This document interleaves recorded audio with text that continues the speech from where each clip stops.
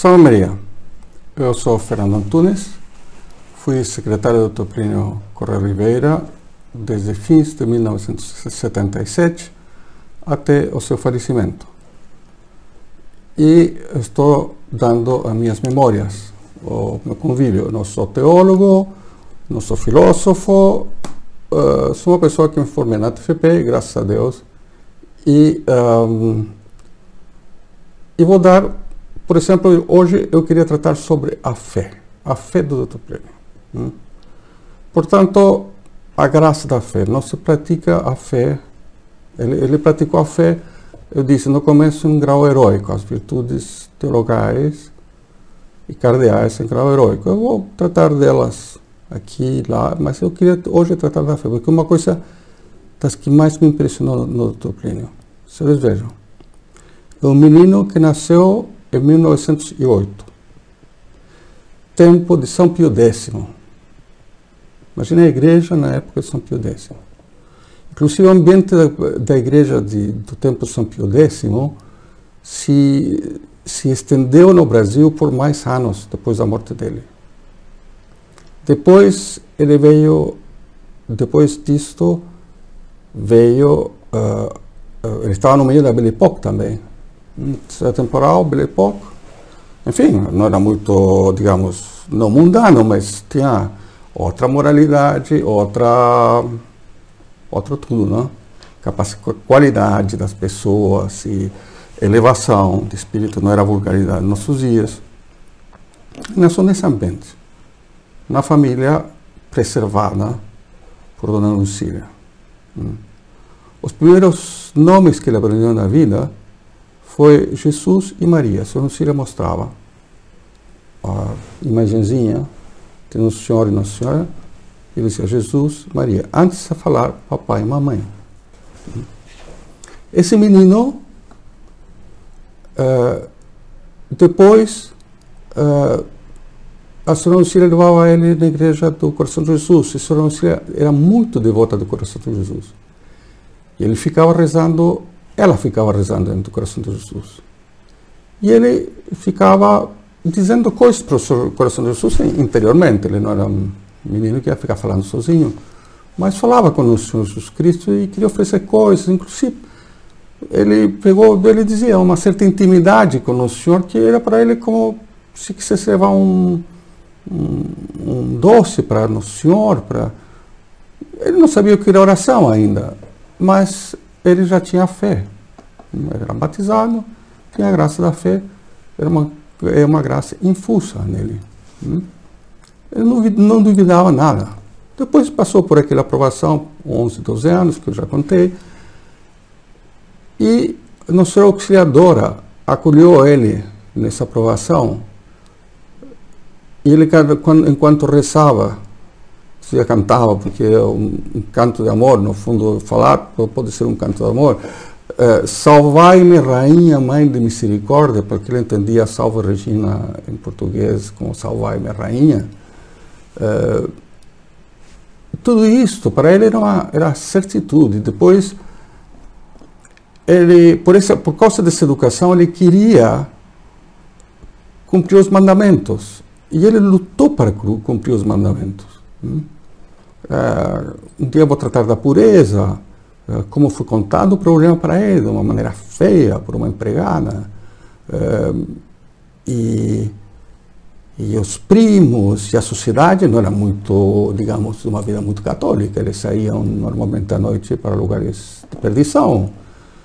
E ele tinha que dar um jeito, também não queria ficar uma pessoa fora da sociedade, então ele se escondia, fazia outra coisa, chegava até pegar o bonde, porque queria praticar os mandamentos da Igreja de Deus. Portanto, resultado da fé. Aí ele encontrou as congregações marianas. Que alegria! Tinha encontrado um público que ele não imaginava, católico, jovens que queriam ser católicos, praticar os mandamentos e tudo mais. Ele, porém, no começo das congregações marianas teve uma aprovação contra a fé. Ele falou com um sacerdote, foi um sacerdote jovem da igreja de Santa Cecília, a respeito do assunto dos evangelhos. Que para um menino, para um jovem, ele tinha 19 anos na época, o jovem de 19 anos, o problema é que os evangelhos não foram escritos pelos apóstolos, mas é uma tradição, na época era 200 anos depois, hoje em dia se tem chegado a 80 anos com documentos.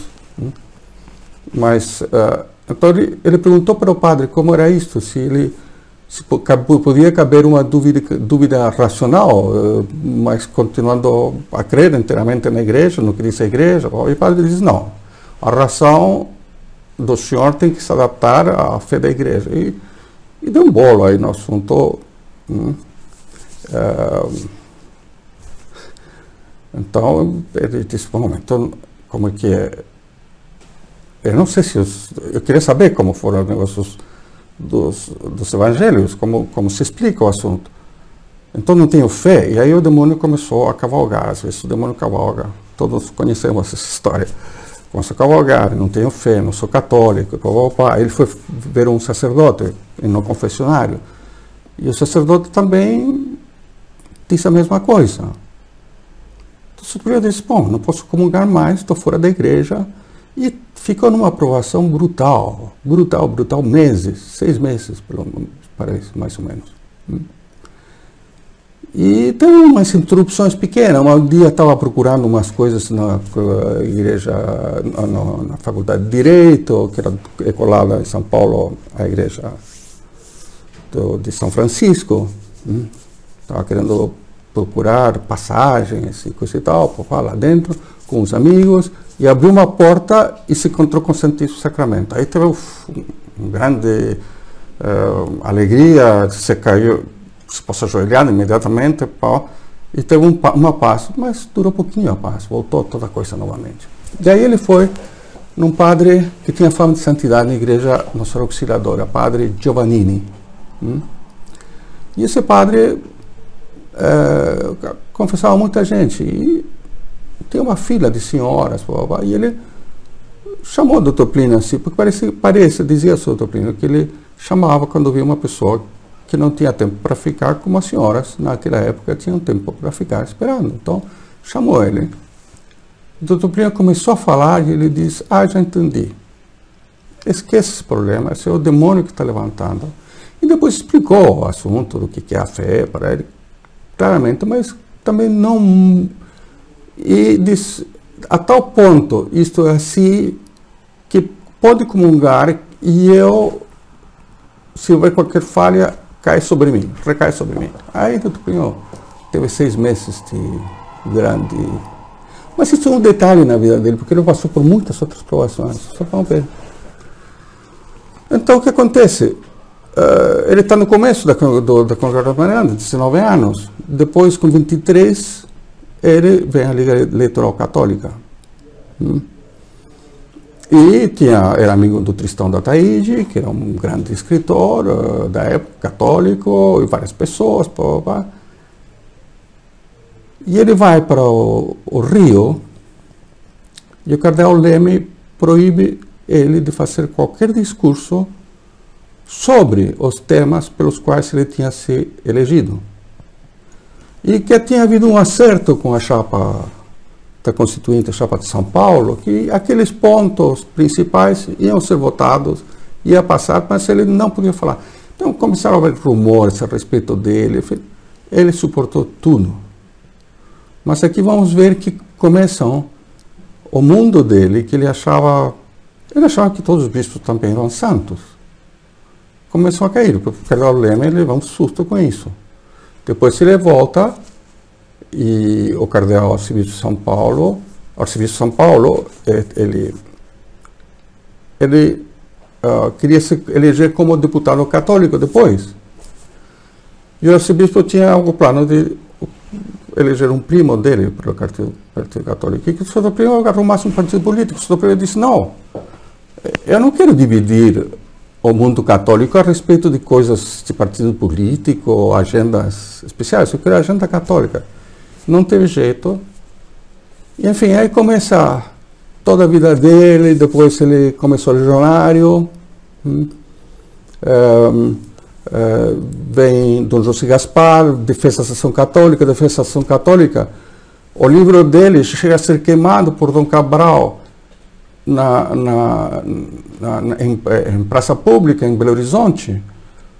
Então, aquele mundo, aquelas estrelas que guiavam para ele, que guiavam a ele no meio da tempestade, no meio das coisas, as estrelas começam a cair em cima dele. E ele, na desolação, ele continua para frente. E alguns amigos caem para a direita e outros para a esquerda. Em que sentido? Tristão vira progressista. Muitos dos católicos vão entrando no movimento litúrgico, o liturgicismo, que eu começo o renascer do modernismo com uma nova cara, que vai dar no progressismo, depois virá a teoria da liberação com esse mesmo pessoal. Outros caem para a direita. Então, vão para o lado do nazismo, fascismo, no Brasil um tanto integralismo. Mas ele continua. A mesma mentalidade, a mesma fé, a mesma visão, o mesmo apostolado dele, que era a luta pela Santa Igreja, por Deus e pela Santa Igreja, na sociedade temporal, para dar para o homem as condições para praticar a virtude, para santificar-se. Tudo isto, ele vai lutando, vai cada vez ficando mais difícil. Veja, estou dizendo, ele nasceu na paz de São Pio X. Aqui já está com bispos contra ele. Por quê? Porque ele está mantendo a mesma doutrina de São Pio X. Ele não mudou nada. Foram os outros que mudaram. E continua a batalha. E se os senhores pegam o avançar dele, ele, em defesa da ação católica, ele chamou o livro Kamikaze. Ele quebrou a cabeça no assunto. Por quê? Porque ele queria salvar os católicos, a juventude católica.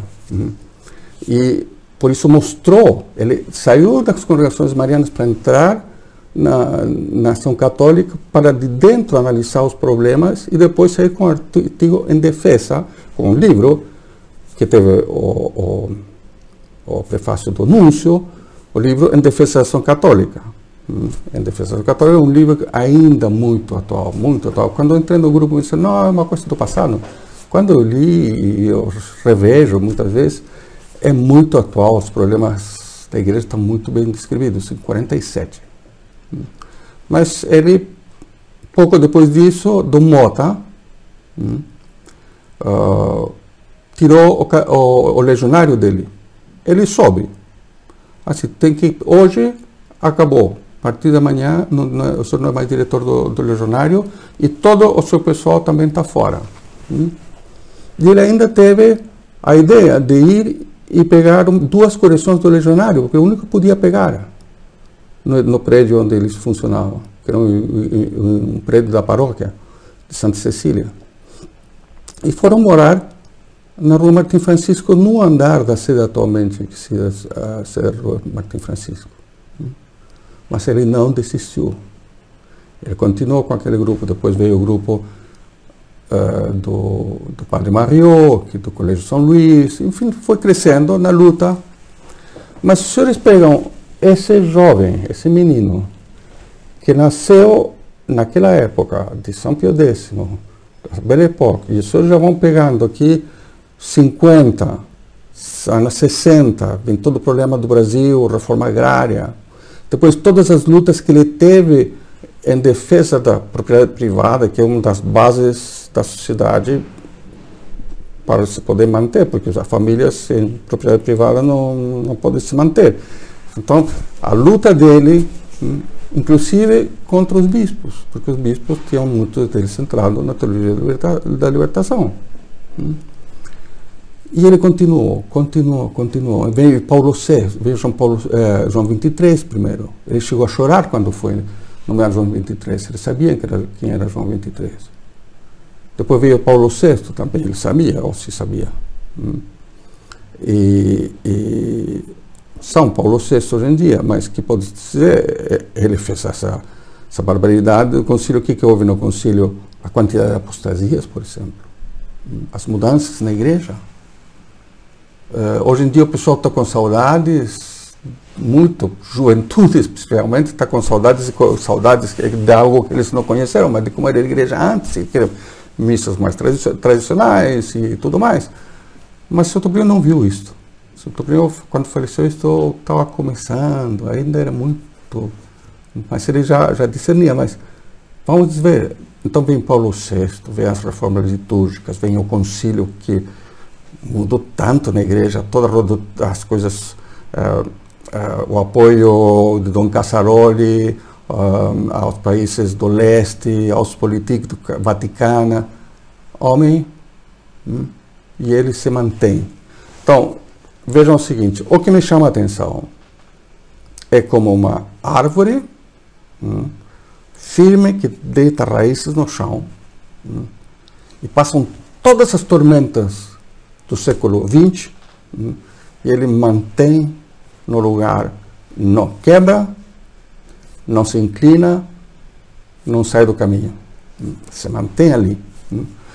Teve uma tese de doutorado que tratou exatamente disso, pegou os artigos do São Toplinio desde o legionário até o catolicismo. E a pessoa que fez essa tese dizia que ele chamava enormemente atenção o fato da linha do Toplinio era sempre a mesma. O Toplinio, por causa das circunstâncias, às vezes mudou um pouco o estilo, mas o pensamento é o mesmo pensamento católico de sempre, bem desde o começo até o fim. A RCR está sempre atual. Então, este é o ponto que mais é um dos pontos que mais me chamava a atenção no Toplinio, realmente. Pensando assim profundamente, essa fé que move montanha. Eu vou dar uma olhadinha aqui em umas notas que tinha feito, para não deixar nada de lado. É isso. Então, e espero que isso ajude a entender o que é uma fé praticada heroicamente.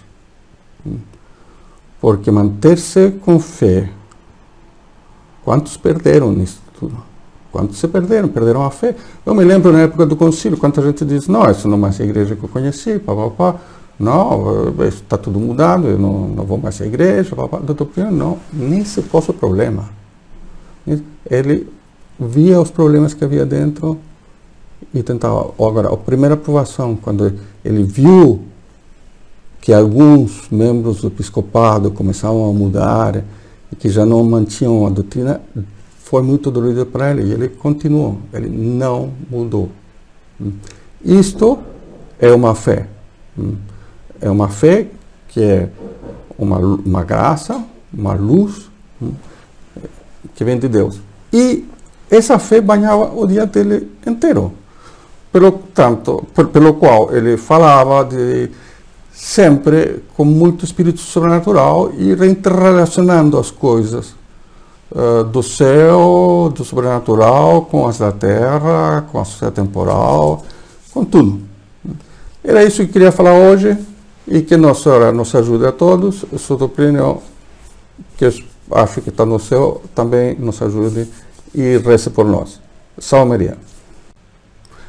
E antes que esqueça, não, por favor, inscreva-se, bata o sininho aí, etc., para fazermos crescer o canal. Salve Maria. Chegamos ao final de mais um vídeo. Aqui ao meu lado estão aparecendo alguns vídeos recomendados. Não se esqueça, inscreva-se nesse canal e faça parte dessa reação pelo Brasil.